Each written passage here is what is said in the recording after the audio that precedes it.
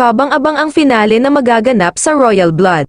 Sa gitna ng pagbabalik-tanaw ni Diana sa mga nangyari at pagpaplano niya sa pagpatay kay Gustavo at kung paano niya manipulahin si Margaret, pilit niyang ginigising ang kanyang diwa at katawan ngunit bago man maisakatuparan ito, may isang taong bumunot ng saksakan ng machine na kumokonekta kay Diana.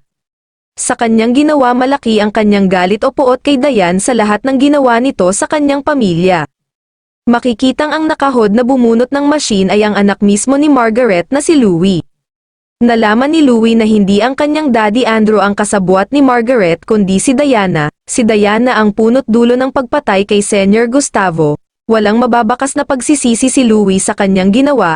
Ano ang reaksyon mo sa ending ng Royal Blood? Sino dito sa mga taga-subaybay ang nag-aasam magkaroon ng Season 2? Kung nagustuhan nyo po ang aking munting video, please like, comment and subscribe. Thank you for watching Camille VMB Official.